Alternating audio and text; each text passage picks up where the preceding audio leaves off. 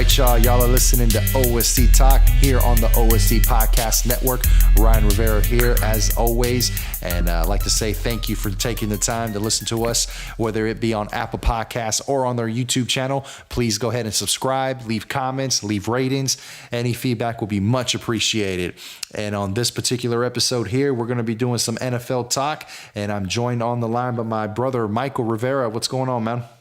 Not much, man. How you doing? Thanks for having me on. Hey, man, not a problem, man. Here on the OSC Podcast Network, we are some football experts. Why don't you go ahead and run down your credentials, man? Not much to go by there. Just athletic trainer, work at a high school, watch a lot of sports. So it's pretty much in my blood. There you go. I watch a little bit on TV, so there goes my credentials right there. So that basically makes us experts because we can just go to the internet. Hey, for as much football as I've watched at the high school level, that's got to count for something. All right, so we are recording here Sunday night, October 8th. Week 5 is going down as we speak. Actually, the majority of the games have already been played. With is there any games left tonight? Who's the Sunday night game? We got Sunday Night Football with the Texans and the Chiefs, and then we finish it up tomorrow night with the Bears and the Vikings. All right, so just before we started recording, the Green Bay-Dallas game just came to its conclusion. Why don't you just quickly break that one down for us? Well, that was another Green Bay-Dallas classic that we've been having lately. Once again, Green Bay made a last-minute drive. The second half of the game, Green Bay dominated the time of possession. Dallas kind of went away from what they were doing in the first half, running the ball. Dak was going out of pocket, making plays on the run. They kind of went away from that. Defense wasn't as good. Aaron Jones, a rookie, over 100 yards. Big step up with Tom Montgomery out. And, of course, Aaron Rodgers just did what Aaron Rodgers does. Aaron Rodgers magic. Now, last year, they bounced us out of the playoffs, correct?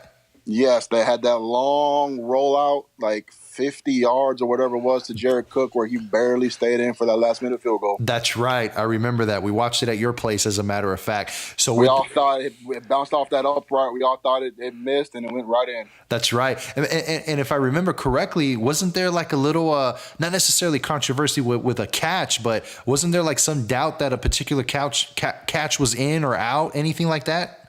I don't think in this game. I think what you're talking about is 2015 when Dez caught a pass from Romo as he was diving and hit the ground and bobbled as he approached the goal line. I think that's the one. I don't remember one last year at all. Okay, that may have been it. I could be wrong, but I don't remember one from last year. Man, so when you look through the history, man, it sounds like Dallas and Green Bay, is that you really don't hear about that as a rivalry per se, or is it just me? Is this a rivalry that's known in the NFL? It's not their normal Washington-New York Giants rivalry, or I guess you can include the whole East with the Eagles. But recently, they've been putting up some damn good games, especially in the playoffs. All right, so with this loss right here, Dallas now drops to 2-3. What does Green Bay improve to? Green Bay is now 4-1. They're in control of the North. I don't think they'll get any fight from anyone else. Maybe Detroit. They lost today to the Panthers. I think they fell to 3-2 now. But I think Green Bay has this one pretty much locked up for the foreseeable future. All right, so let's just kind of run through the scores real quick that I'm looking at right now on Bleacher Report. Seattle over Los Angeles 16-10. Baltimore over Oakland 30-17. Jacksonville over Pittsburgh. This has got to be an upset, 30-9. The New York Jets over the Cleveland Browns 17-14. Miami over Tennessee 16-10.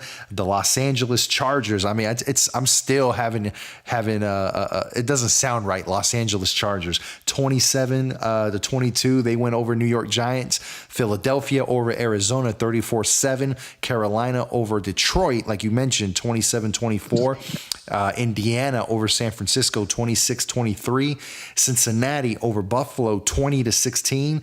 New England Patriots over Tampa Bay 19-14. And then the two Sunday night games, that you mentioned earlier. That's a lot. That's a lot of games. I didn't realize how many games they played in. Yeah, they had a lot of games, and they had, I believe, it was 5 teams on bye this week. So, what teams were those? We had Denver on a bye. We had New Orleans was on a bye, and I can't remember the other 3, but I think we had like 4 or 5 teams on a bye this week. So some of them really needed it. especially with injuries coming along. I know Atlanta, they really needed it. Julio suffered a hip injury. Their second leading receiver, Mohamed Sanu, he suffered a hamstring injury, so this was a good time for them to get a bye week so they can get healthy. But only 5 this week. We should get more next week. Well, speaking of injuries, I did see real quick before you and I got on the phone here, a pretty big injury in that New York game. You want to talk about that? So not only was that a battle of non-winning teams, one of them had to come away with a win today, which was the Chargers. But not only did New York fall to 0-5, on top of that, to make things worse, they probably lost Odell Beckham Jr. for the season. He rolled his ankle in a way that not only rolled the ankle, but then he fractured the fibula as well. So the way the play happened, it was an in route. So he went up about 5 yards, came in, he jumped, came down. The opponent fell behind him, dragged him back, and that ankle just got caught out to the outside, forcing it to flex up, snapped that fibula. You could tell from the get-go he was in pain. So he's going in for surgery. Surgery usually means you can come back quicker, but who knows? The fibula is a non-weight-bearing bone, meaning you don't really feel the pain when you walk, but it still needs to be addressed. So we'll see come Monday or whenever they do surgery how long he's out for. Now, typically, how does an athlete or in this case a football player bounce back from that type of injury? So this kind of injury, you're going to be working back mainly based off what they do for surgery. So depending on the bone, if it was displaced or not, displaced meaning when it fractured, if it went up or down and it's not in line. So if it's displaced, they'll need to put a plate on it. And then basically he'll need to work back those surrounding muscles that atrophy when you don't use them. So for the most part, he'll be working on lower leg, ankles, strengthening, just because those muscles tend to go away because you're not using them. Now, the NFL, unlike other major sports, they're unique in the sense of they literally have players that seem to be on top of the world one season, and then the next season, it's almost like they've disappeared. Case in point, we're here talking about the New York Giants, Victor Cruz. Man, do you think Odell could suffer a similar fate with him missing the rest of the season, and maybe he doesn't bounce back as strong next season? It all depends on him. I mean, everybody's body is going to be different. It depends on how well you go out there and you do your rehab and you get stronger. Depends on your mindset. A lot of people don't realize that, but a lot of mental strength goes into injury, especially if you've never really suffered a big-time injury, which I believe this is Odell's first one. He's had some little stuff, but he's never been out for the season. So it's all going to be – it all depends on what his body can do to get him back and how he himself goes through the rehab process and stuff and takes it in his mind. So Victor, he kind of broke down injury after injury. He had the 2 quad injuries, and then he had the calf injury. So he just started to break down. So the big thing with him is going to be getting those legs and ankle strengthening because of what he does on the field, cutting, jumping, using those particular muscles. That's going to be very important for him.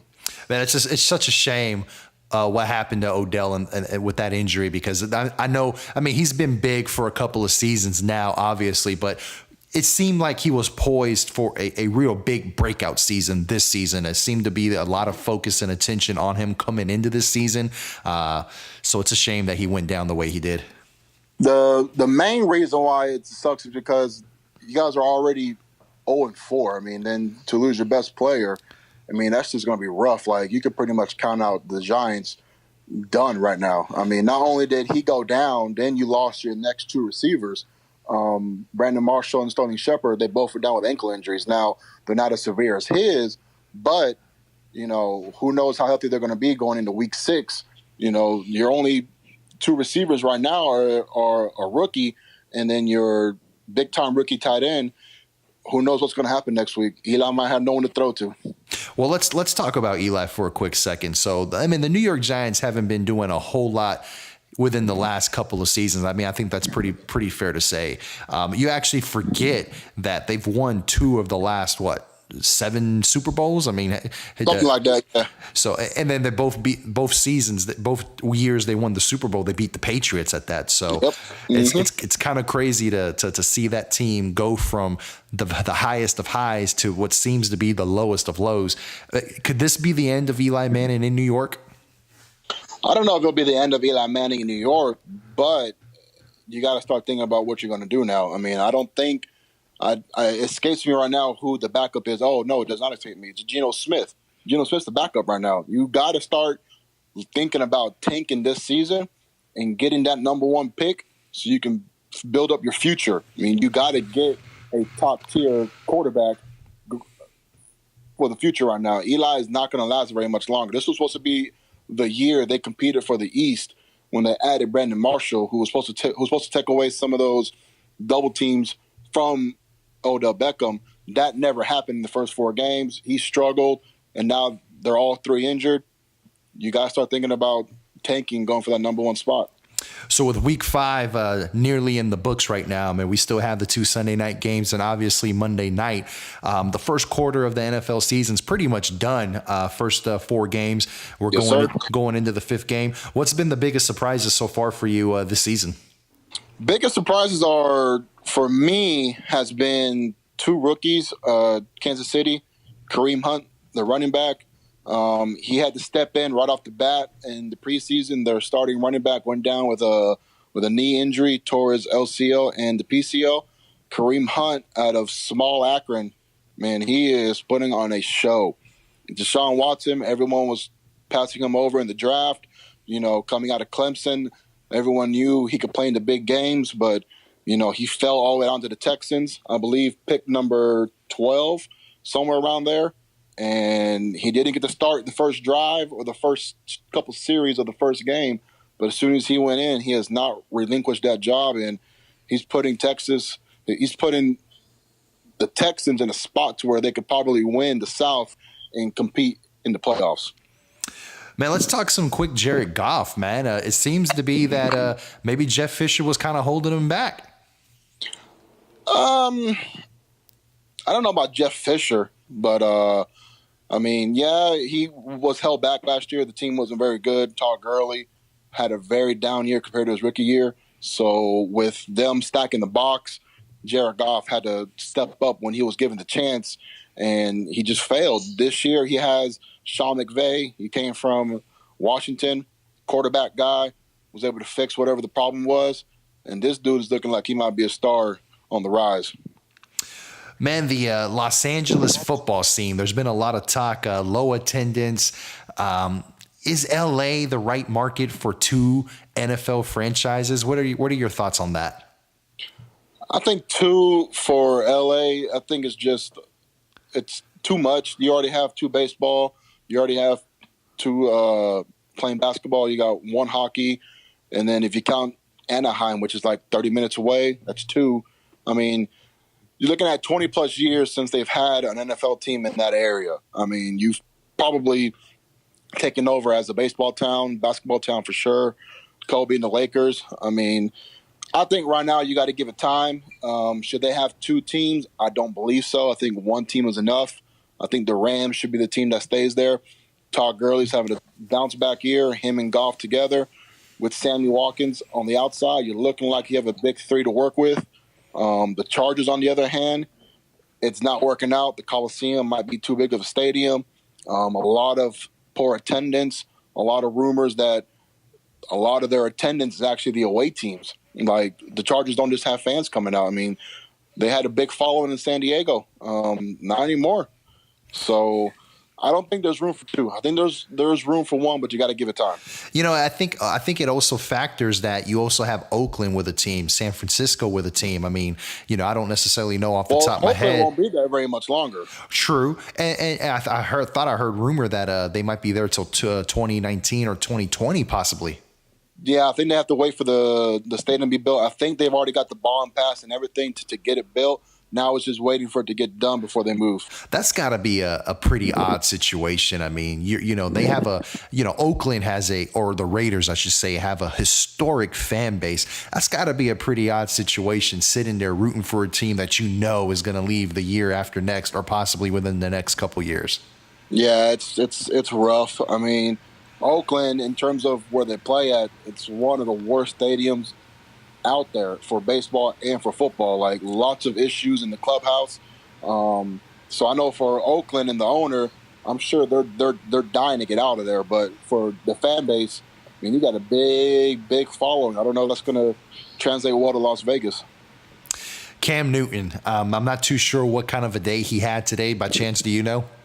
Man, he went for 350 yards, 3 TDs, led them in a win over Detroit after a big win in New England last week. A lot of talk of his body wearing down, if maybe he's washed up now from all the hits.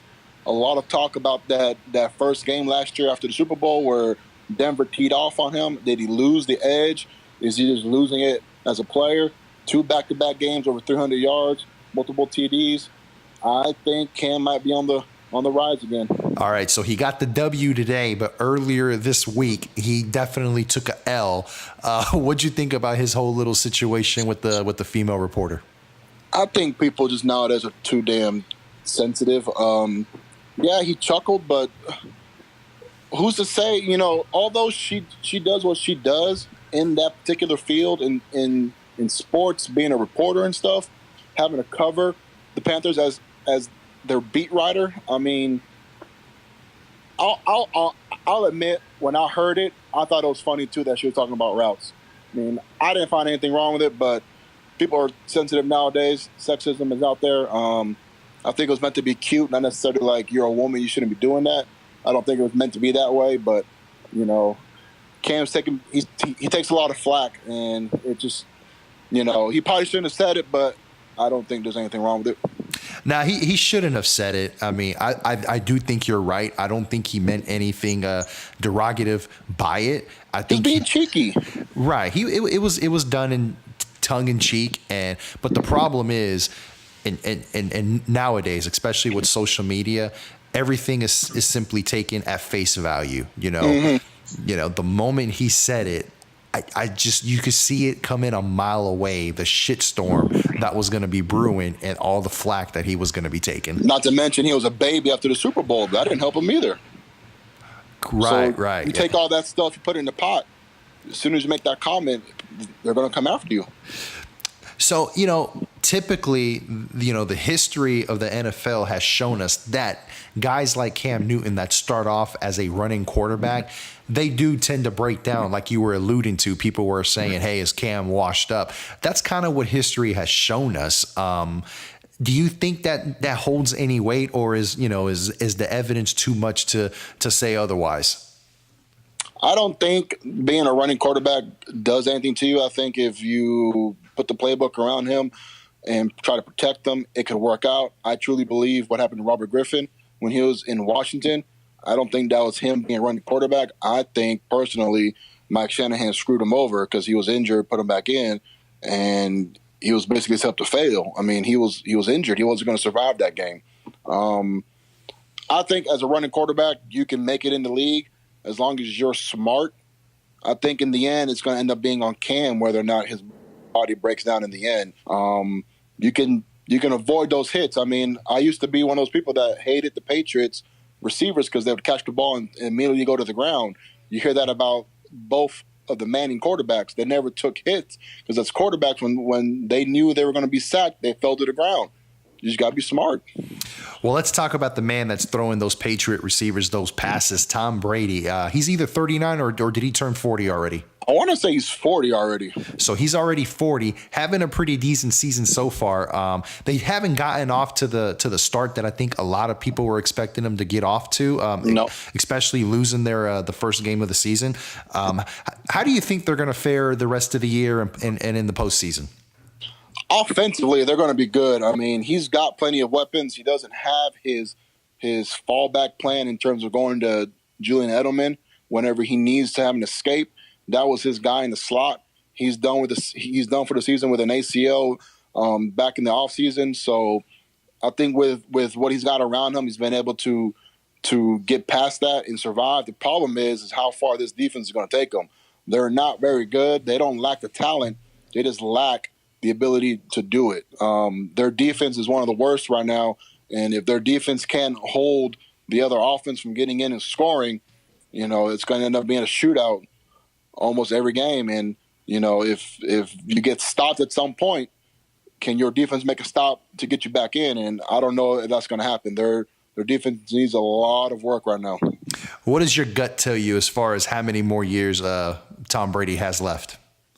The way he plays, it doesn't take very many hits. He gets the ball out pretty quick. I think he can make it another 2 years, but you know Belichick, when he feels like you're done, he's going to get rid of you. He ain't going to keep you around.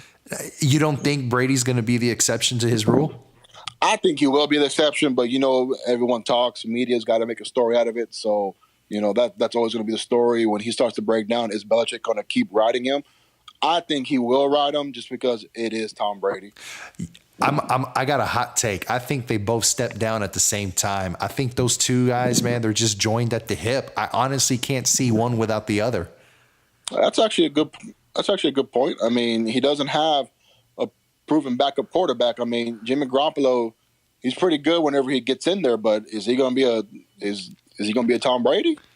I don't know. I don't know if you want to wait that long to find out. You know, when the day comes, Tom Brady does step down. I mean, what does Belichick have left to prove as a coach? I mean, he's going down as one of the greatest coaches ever, you know, regardless of the controversy surrounding him. 4 Super Bowls.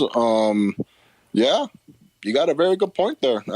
Yeah, I never thought about it, but that makes sense. I mean, what does he have to stay around for? He's proven what he could do with a 6th-round draft pick, and look where he at now. First ballot Hall of Famer. I mean, you got a good point. That's something that's interesting to look at when the time comes. That's actually a very good possibility. So I work over here in West Virginia, you know, the Pittsburgh area as far as sports go, NFL, hockey, baseball. And there was a lot of commotion going on with the Pittsburgh Steelers with the whole Ben Roethlisberger, Antonio Brown situation. What did you think as far as that situation playing itself out? Personally, as an athletic trainer, I was very pissed that he beat up the cooler. Did not like that. But he's a wide receiver. I mean, he wants his receptions. He begged for, I wouldn't say beg for that money, but he earned that contract that he got, that extension. He wants the receptions. He feels like he's the best, and that's his mindset. He wants it. He is the best, in my opinion.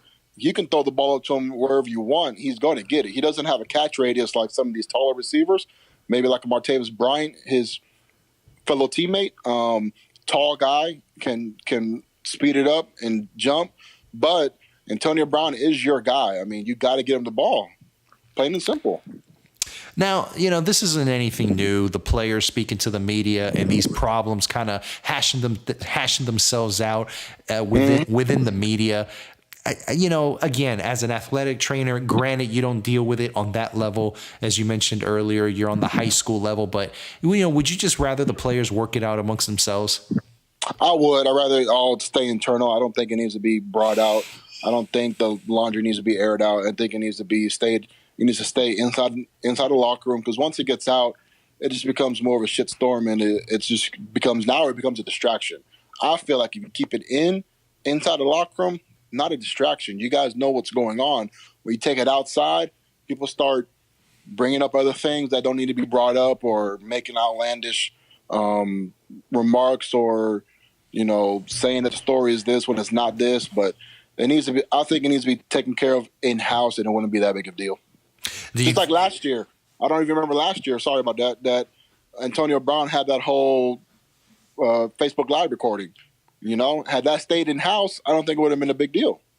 I was fixing to ask, because of that situation right there, I almost felt like it was pertinent that Roethlisberger shut it down within the media. You know, a lot of people took shots at Roethlisberger for not taking care of it in-house, but like you said, this guy has a tendency to put things out there even when the rest of the team isn't aware that it's being put out there. I mean, he was refresh my memory. What was it that he put on Facebook Live? I believe it was after a big win. Tomlin was making a big old speech, and it was a pretty strong speech, and it looked like he was recording and not paying attention to what the speech was or what the coach was talking about, and just kind of playing around in the background. Okay, so not only was he not taking that moment seriously, I mean, he was putting something out on social media that obviously was intended to stay private within the team. So I didn't have a problem at all with Roethlisberger addressing him on the, via the media when he obviously doesn't have an issue doing the same. Let's bring it back over to the Cowboys. So as we mentioned earlier, with the loss to Green Bay earlier this evening, they fall to 2-3. I mean, this is a team that bounced back huge with last season after, what basically can be described as a bunch of average to mediocre seasons. And it couldn't have happened in a more spectacular way last season with Romo unfortunately going down, but then they bounced back with the rookie sensation Dak Prescott. Going into this season, there was going to be a lot more pressure, a lot more attention. They had the bullseye, so to speak, on their backs. What's it been looking like so far for them this year? I think for me, the biggest thing is their defense is lacking compared to last year. They're not stopping the run. They've already given up 3 100-yard games in terms of team rushing, not necessarily one person, but they've given up 3 100-yard games to teams. They're not stopping the run up front. Suspensions. They just got David Irving back. Their secondary has been depleted. They lost 3 people last year. You got Barry Church down in Jacksonville, taking back INTs to the house. He was there last year. He's not there anymore. You lost Morris Claiborne. You lost Carr. So you're having to come back with a bunch of rookies and young guys. So today they lost because the secondary was so depleted. You have a rookie covering Devontae Adams, and Aaron Rodgers makes one little adjustment. He threw the same route twice to the same person. The first one he covered. The second one, he made one little adjustment, back shoulder play. Jordan Lewis didn't get his head turned around. Got the winning TD. I mean, it's just, I think right now it's the defense and the offensive line is struggling a little bit. Dez Bryant, is he still a marquee wide receiver? He shows flashes of it. I've never really looked at his speed. He's not very fast. He had 4 years in a row where he played every single game. His last 2 years, he's only played 22 of 32 games. But you got to look at why he didn't play those games. Is both of those seasons he suffered foot injuries. So for what he does, he's got to pound on his foot all the time. He's got to use it to jump. He's got to use it to cut.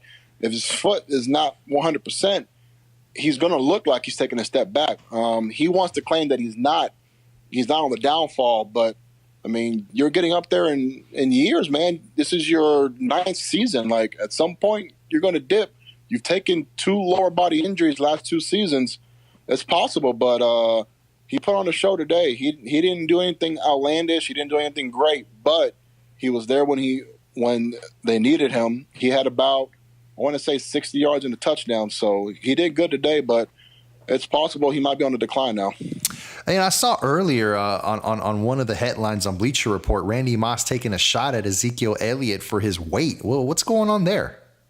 He came into camp a little overweight compared to last year. Last year, Zeke likes to wear his jersey up by his abs. Last year, you could see the abs. This year, can't see them very much. So just a little bit of flab is there. So people are giving him a hard time because he came into camp a little overweight. He still looks good.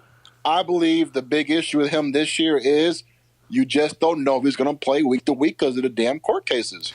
Now, how would you like to see that handled? I mean, if I'm Dallas, I mean, I would like to think let's get it over with as soon as possible so that when we get him back, we know he's back for the long term, barring injury. I mean, how do you feel about that? I think it needs to be taken care of. Obviously, for Dallas' sake, you want the judge to strike down. We'll take care of it after the season. That's what you want. That way you know he plays the entire year, and Elliott knows he's going to play week to week. He doesn't have to worry about that. For the NFL, obviously, you want them to ring it in your favor and serve the 6-game suspension. Either way you go with it, it needs to be taken care of now. You need a definitive answer so you don't have to worry about it week to week. You know, we talked earlier about Odell Beckham and the injury he suffered, and then you mentioned Des Bryant with the history he's had with foot injuries. It got me to thinking about the footwear for NFL players. Basketball sneakers is huge. There's a huge market for them, as far as the consumers go, and there's a lot of research development. A lot of innovations are made for basketball players to feel comfortable, to have the protection for their feet. Is the same amount of attention paid to what the pro football players wear? I am not up to the shoe game like you and Jason are. That you guys have had 2 pods now that talk about shoes. I'm not up in those realms of the shoes, but I know for me and what I deal with at school in terms of injuries, high tops are the best. They give you a little bit more support in terms of the ankle, so you don't roll it. Honestly, I really don't know what they do with their shoes, to be honest. I don't see a lot of ankle braces being worn. At least not that I can tell of when I'm watching games. But I know for the linemen, they do a pretty good job. Everyone wears high tops.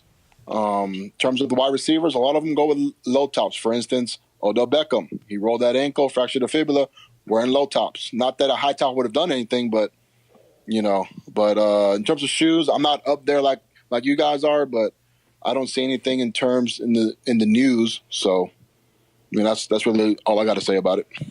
So staying with NFL safety and, in a different aspect of safety, NFL's been dealing with this issue now for the past couple of seasons. It just keeps every single year. It just keeps snowballing. And now more than ever, I think it's reached its peak height so far this season. And, of course, we're talking about the hits, the CTE, the concussions, the Devontae Adams hit from whether it was last week or the week before. It was last week. It was last week. So that being the most eye-opening hit so far this season. Well, let's talk about that hit. What did you think about the play? When you slow it down, it's really hard to call an illegal hit on Danny Trevathan, the guy who hit him in the helmet. When you slow it down, you look at it, Danny Trevathan looked like he had already committed, and in the last minute, Devontae Adams turns his body. He opens himself up to that hit. Obviously, the NFL's got to set a precedent, so they threw the flag, called it an illegal hit, gave the suspension. They got to make it look like they're doing something about these kind of hits. I think in terms of player safety, too many kids from the high school level up that I see, because when I'm as an athletic trainer, when I watch these games, I'm watching how these kids and these adults are hitting. Too many people lead with their head. I mean, you're not going to always cause a concussion, but you got to look at possibly being paralyzed if you injured the neck. They got to get away from leading with their heads, but I think in the end, a move to safety, even though it would be best, I don't think it'd be best for the business of football. People want to go out there and see people get hit, see people get jacked up. That's what they tune in every Sunday for. They want to see that happen. So it's a strange line to cross. I mean, it's very tricky. Do you want safety? Do you want money? It's a business in the end. So you want to try to do both, but you don't want to water the game down too much. I think in the end, if the athletes can stop leaning with their heads, you can take away some of it, but I don't know. It's going to be hard. What have you seen on the high school level to help mitigate safety in the game? A lot of teams are going to I don't know what it's called, but it's the Seahawks do it. When you notice when the Seahawks tackle, it's like a gang tackle. One person's got them wrapped up high, one person comes in, try to strip the ball, and then everyone pretty much gangs around. No one's really trying to target anybody. No one's really trying to lean in with their heads, more like a gang tackle. So I know our school has gone to teaching our kids how to do that, not necessarily trying to lean in with your head or your shoulder. You just one wraps up, the other one comes in and helps with the legs, then one comes in and tries to strip the ball out. I've seen that a lot. Seahawks started it. They've been trying to there's actual videos out there like on YouTube for you to practice it. So I've seen that. Now, how does that fundamentally change how the defense plays or as far as how you scheme your defense? Because it sounds like you need to have a lot of players in the same area. Now you're delving too much into football, the part that I don't know, scheming and stuff. I think for the most part, if you can just get whoever the defender is to wrap them up, everyone else can come in. I don't believe that if with my thinking, I don't think it causes you to do anything differently scheming. I think it's just because everyone's taught, you got to watch the ball and you go for the ball. So I believe scheme-wise, it doesn't matter because everyone should be going for the ball anyways. So you mentioned, the hits are what people want to see in a football game. Do you still find that to be the case, even though we know what these hits are doing to these players internally and as far as long-term effects go? Do you still see that bloodthirst for the hits? Yeah, you see plenty of players who wind up for a hit, who throw that shoulder in there, or if it's like a incomplete pass, you see the player guarding, because they know they're fixing to get hit, and you see that defender starting to launch themselves. I mean, I see it. I see it in the crowds, the way folks react. I mean, people want to see the hits.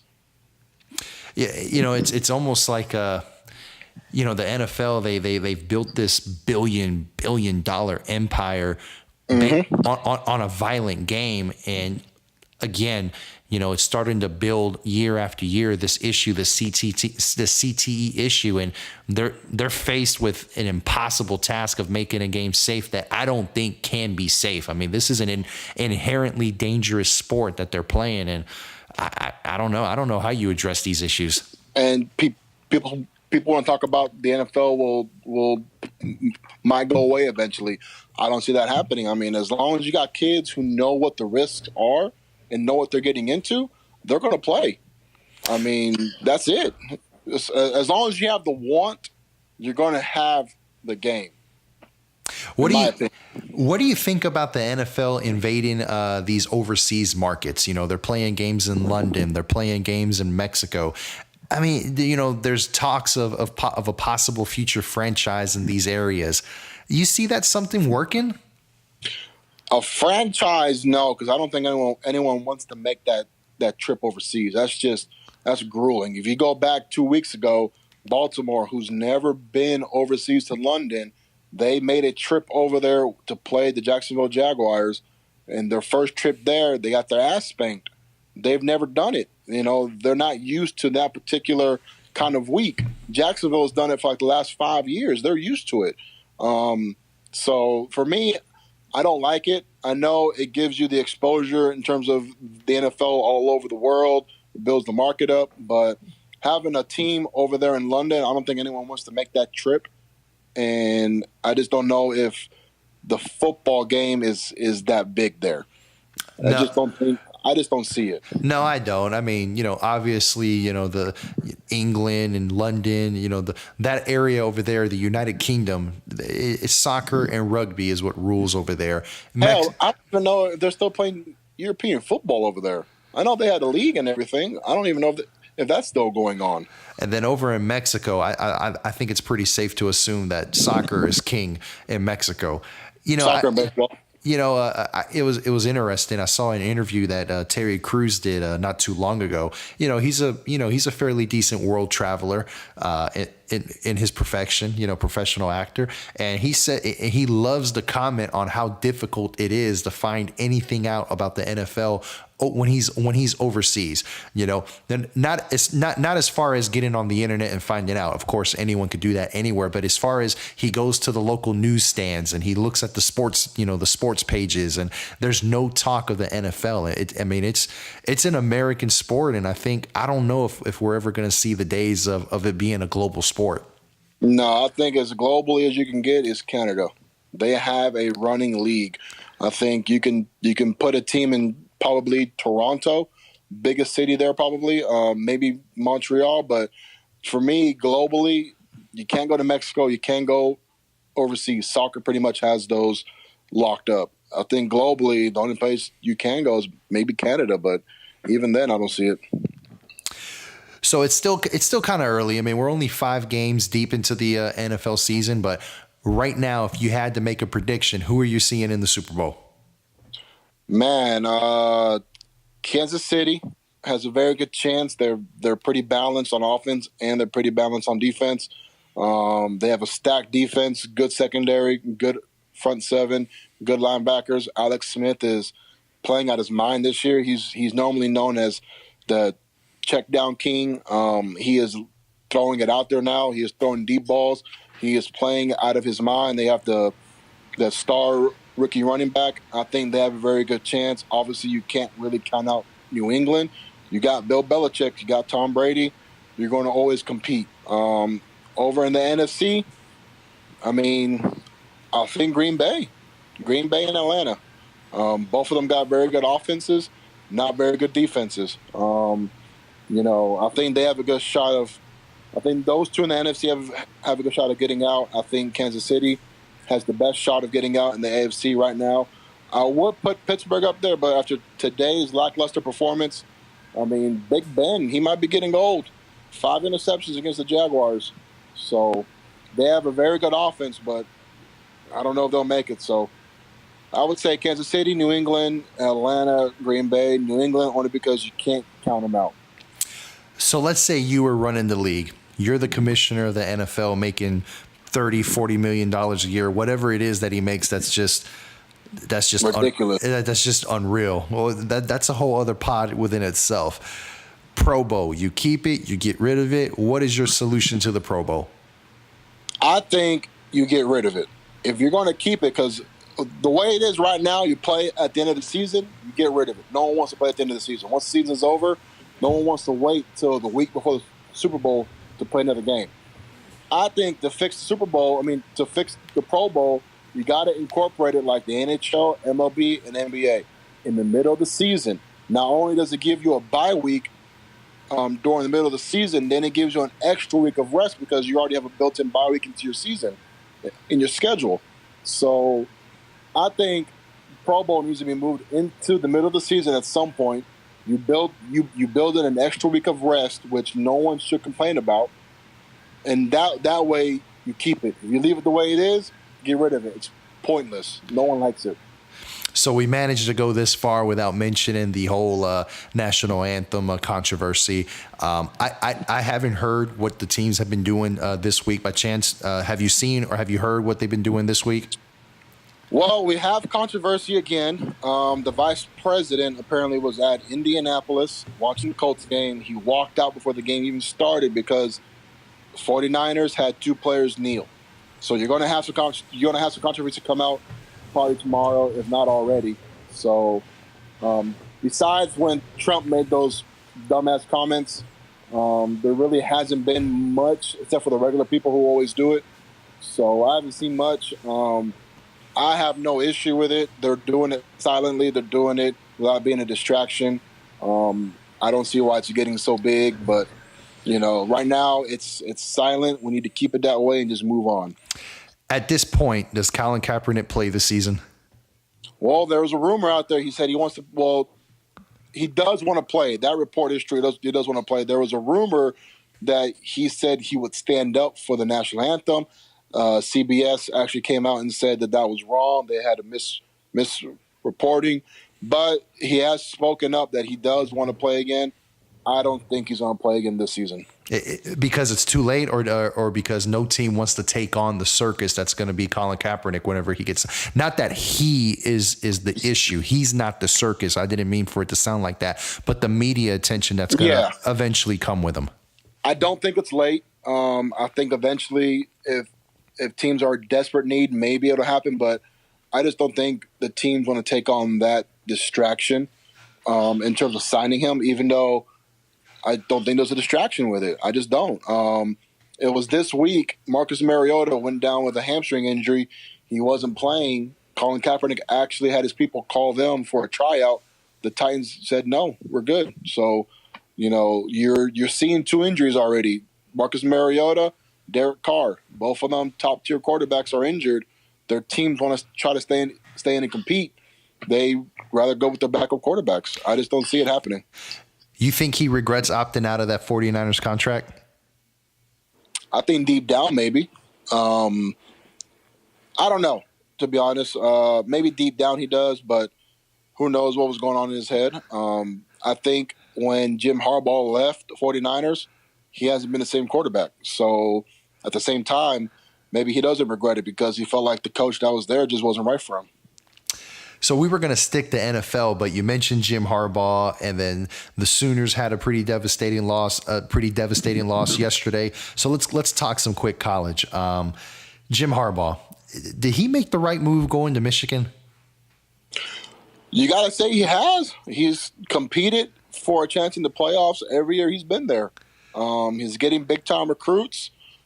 He's not showing it with the results they won in terms of playoffs and a championship. I don't believe they've won the Big Ten championship either. So in terms of bringing home what they were hoping for, in terms of the school, that hasn't worked out, but I don't think he's made a wrong decision. Well, what about yesterday's loss against Michigan State? That I watched the end of that game. It was pouring rain. They made a couple bad decisions to try to throw the ball. I don't know who the backup is. Their starting quarterback, Wilton Spate, is out with a back injury. John O'Corn, who's the backup, threw, I think, 4 interceptions, one late in the game that kind of sealed the victory for Michigan State. I don't know who the backup is. I don't know how good the backup is. I think at some point a change should have been made because that guy just wasn't making right decisions. But at the same time, it was pouring down rain. At some point, the coach needs to look at it and be like, do you really want to throw the ball in this kind of weather? You probably should have been running it. So, hey, listen, whether or not they're winning championships or not, they're winning when it comes to the uniform game because their Jordan Brand shit is pretty dope. Not just that, he's getting hella coverage. I mean, they were in fucking Rome over the summer. Is that he's getting all kinds of coverage. It's a win for the university. Now one more note about that game. It went to like several overtimes, correct? Not the Michigan one. That ended in regular time. You're thinking of Western Michigan and Buffalo. That went 7 overtimes. 7 overtimes. Is that the record? No, I want to say there was one game a couple years ago that went 8. I can't remember who the teams were, but I don't think that was a record. Well, explain to us the differences between the college overtime and NFL overtime. I think college has it right on the nose in terms of how to do an overtime. College, you start at the 25-yard line. So you start off by doing a flip. The flip, whoever wins, I believe they pick what side of the field you're gonna play on. Then once the flip is done, whoever wins can choose offense, defense. Whoever goes the offense chooses the side of the field. You start at the 25-yard line. You got 4 downs to get a first down, obviously, because you're on the 25. You can make you can make 2 first downs, actually. So depending on what happens, field goal or touchdown, the other team gets a try. I think that's the way it needs to be. I mean, the NFL kind of changed it by giving a team a chance if you stop them for a field goal, but you still have that possibility of if you throw a bomb in the first play and you score a touchdown, game's over. I believe both teams didn't have a chance. So Oklahoma lost yesterday, I believe. Who did they lose to, Iowa State? They lost to Iowa State. This is the first game I haven't watched. I was busy yesterday, so I didn't get a chance to watch it, but their defense, the last 2 games, has not been very good. Their defense was very stout when they played Ohio State and had that big old win. Their next 2 games followed up, not very good. They came off a bye week on this one. There's really no excuse for that. They got to fix whatever's going on in the secondary. They gave up some big players at the end. Now, this is the first year without Bob Stoops, correct? Yes, Lincoln Riley, youngest guy in the college football, I believe, to be a coach. Now he was a previous offensive coordinator. Offensive coordinator. I couldn't get the words out. I couldn't get the words out of my mouth. And where's Stoops at? Did he take a TV job or something? No, I believe he is still the assistant athletic director. So he's still working for the school. He's just not with the football program alone, if that makes sense. Like, he's an athletic director, so he's in charge of all the sports as an assistant. But he still goes to the games. I know when they went to Ohio State, he was in the suite watching. So next week, when do the Cowboys get their bye? I believe they have their bye in week 6, so that should be next week. All right, so next week. So let's see what they do. They bounce back after 2 and 3, and we'll see where they go from here. Man, I think that pretty much covers it. Was there anything else you wanted to go over? No, man. I think that's pretty much it. That's the state of the NFL right now. All right, cool, man. Well, once again, appreciate everyone out there taking the time to listen to us here on the OSC Podcast Network. Some quick NFL talk. This is Ryan Rivera, and for Michael Rivera, we are signing off. We will catch you guys next time.